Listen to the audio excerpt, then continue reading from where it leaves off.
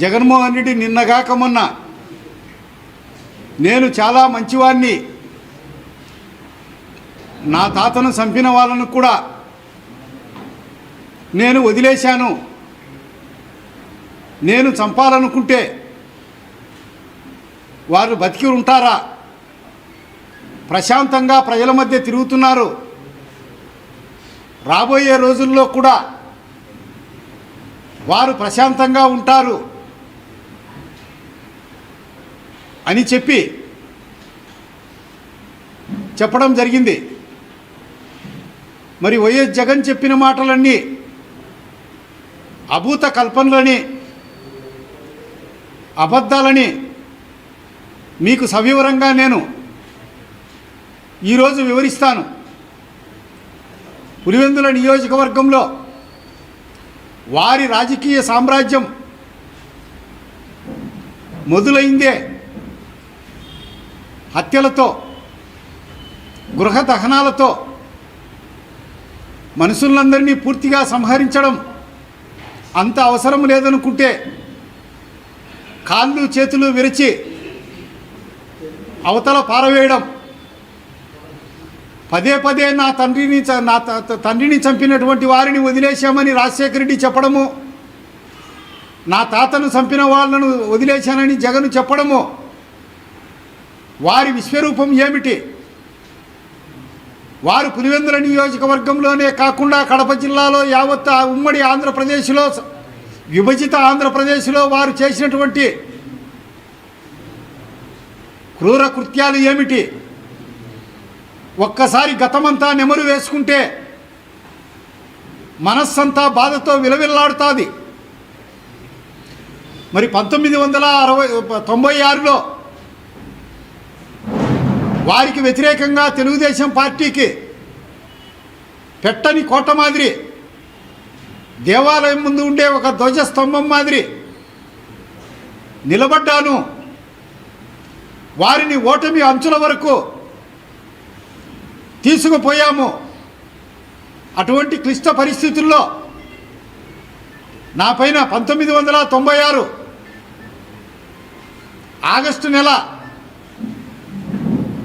రాయారెడ్డి స్వయంగా దగ్గరుండి కిరాయి అంతకుల చేత నన్ను విచక్షణ రహితంగా నా శరీరమంతా ముక్కలు ముక్కలు అయ్యే విధంగా నరకడం జరిగింది. ఆ రోజు ఏఎస్పీ సునీల్ కుమార్ గారి గన్మెన్లు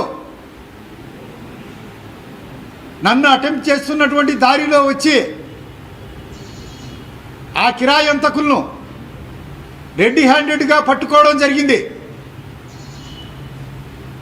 ఆ రోజు రాజారెడ్డి నా పైన హత్యాయత్నం చేసిన కేసులో మొదటి ముద్దాయి. మరి ఆ రోజు కడప జిల్లాలో వకీళ్ళంతా కూడా మా అడ్వకేట్ను అకారణంగా తెలుగుదేశం పార్టీకి సపోర్ట్ చేశారనే ఏకైక కారణంతో విచక్షణకి రహితంగా నరికి చంపాలని ప్రయత్నం చేస్తారని చెప్పి జిల్లా యావత్తు కోర్టు బహిష్కరించడం జరిగింది. అదే రోజు పులివెందుల నియోజకవర్గంలో ప్రజలు స్వచ్ఛందంగా వచ్చి సంపూర్ణంగా బంద్ నిర్వహించడం జరిగింది. మరి అదే కేసులో కడప జిల్లాలో ఉన్నటువంటి వకీళ్ళు ఏ ఒక్కరూ కూడా రాయారెడ్డికి బెయిల్ అప్లికేషన్లో మెమో అప్పీరెన్స్ వేసేదానికి సంసిద్ధత వ్యక్తం చేయకుండా ఉంటే వేరే హైకోర్టుకు పోయి హైకోర్టు ద్వారా కండిషన్ బెయిల్ తీసుకోవడం జరిగింది. ఆ షరతులతో కూడినటువంటి బెయిల్తో జగన్ పెళ్లికి పులివెందులకు రావడం జరిగింది. ఇది వీరి చరిత్ర ఇక్కడి నుంచి ప్రారంభం. అదేవిధంగా వీరు భూ తగాదాలు, గనుల తగాదాల్లో రాజగోపాల్ స్వామి అనే ఒక బ్రాహ్మణుడి హైదరాబాద్ తాజ్ హోటల్లో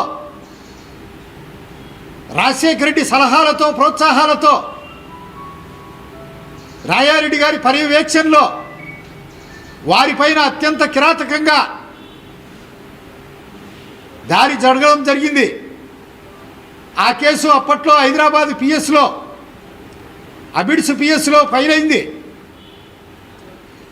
ఎమర్జెన్సీ సమయంలో వైఎస్ రాజారెడ్డి, జార్జి రెడ్డి, రాజశేఖర రెడ్డి వీళ్ళంతా కలిసి కిరాయి అంతకులతో తన గనుల యజమాని అయినటువంటి పెద్ద భాగస్థుడైనటువంటి పద్మశాల క్షత్రియ కులస్థుడైనటువంటి వెంకట నరసయ్యను హతమార్చడం జరిగింది. చాలామంది 63 మంది అందులో దోషులుగా తేలారు. మరి దాని తర్వాత ఎమర్జెన్సీ పీరియడ్లో రాజారెడ్డి గారిని మీసా కింద అరెస్టు చేసి వారితో పాటు వారి పెద్ద కుమారుడు స్వర్గీయ జార్జి రెడ్డిని కూడా జైల్లో పెట్టడం జరిగింది.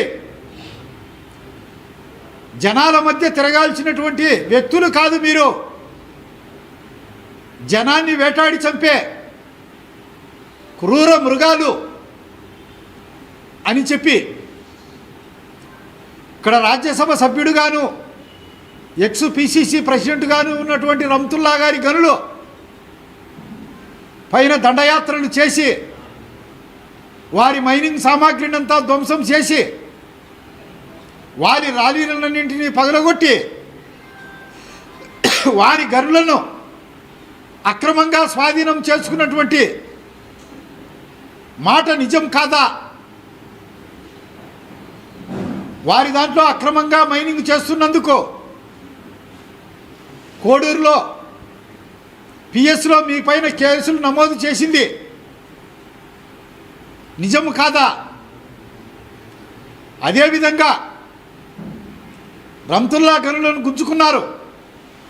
కోడూరులో ఆ రోజు గ్రేబరైటీస్ జరుగుతూ ఉంటే గవర్నమెంట్ మేనేజ్మెంట్ను కొల్లగొట్టారు. అందుకు మీ గవర్నమెంటే అప్పుడు విజయభాస్కర్ రెడ్డి సీఎంగా ఉన్నారు. మీకు 50 లక్షల పెనాల్టీ వేసినటువంటి మాట మరిచారా అని చెప్తున్నాను. అదేవిధంగా వారిపైన తండ్రి కొడుకుల పైన ఈ జిల్లాలో ఎక్కడ చూసినా దొమ్మి కేసులు, దోపిడీ కేసులు, పోలింగ్ బాక్సులను అపహరించిన కేసులు, అవతల పార్టీకి పోలింగ్ పెట్టెలో ఓట్లుంటే ఆ పెట్టెలో పెట్రోల్ పోసి పోలింగ్ బాక్సులను దగ్ధం చేసినటువంటి చరిత్ర మీది కాదా?